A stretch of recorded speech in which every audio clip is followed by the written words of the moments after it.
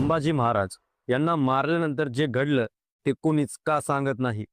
संभाजी महाराज हे मारले गेले हे सगळ्यांना माहीत आहे, पण त्यांच्या मृत्यूनंतर नेमकं काय झालं हे फार थोड्या लोकांना माहीत आहे।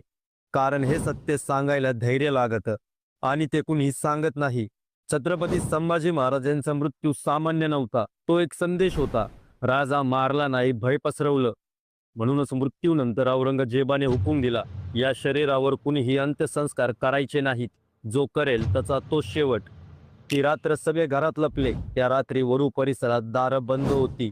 आई लेकराला छातीत दाबून धरत होती। बाप श्वास रोखून दाराकडे पाहत होता, कारण सगळ्यांना माहित होतं आज बाहेर पडलो तर उद्या आपलं शरीर रस्त्यावर पडलेलं असेल।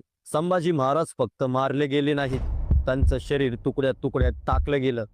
तो मृतदेह नव्हता, तो स्वराज्याला दिलेला इशारा होता। आता कुणीही डोके वर काढू नये।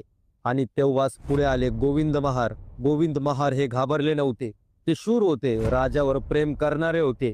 निष्ठा त्यांच्या रक्तात होती, त्यांच्या छातीत भीती नव्हती, राज्य होतं। जेव्हा सगळे औरंगजेबाला घाबरून घरात बसले होते, गोविंद महाराणी ते तुकडे पाहिले आणि डोळे फिरवले नाहीत, ते ओरडले नाहीत, ते पळाले नाहीत।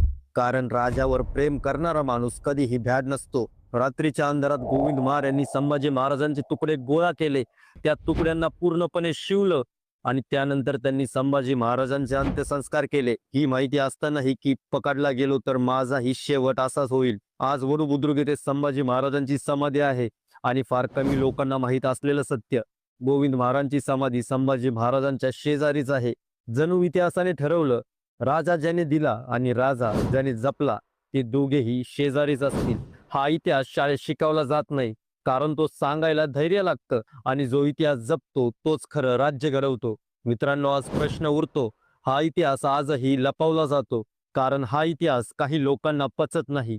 एवढे महान राजा छत्रपती संभाजी महाराज आणि एवढा महान मावळा गोविंद महार, हा इतिहास जातीच्या चौकटीत बसत नाही, म्हणून त्याला दडपलं जातं, दाबलं जातं, गप्प केलं जातं। पण सत्य एकच आहे, राजा हा जातीतून महान होत नाही, तो त्यागातून महान होतो। आणि खरा मावळा हा ओळखीने नाही, तो निष्ठेने अमर होतो। म्हणूनच एवढ्या महान राजाला आणि एवढ्या महान मावळ्याला आमचा मानाचा मुजरा।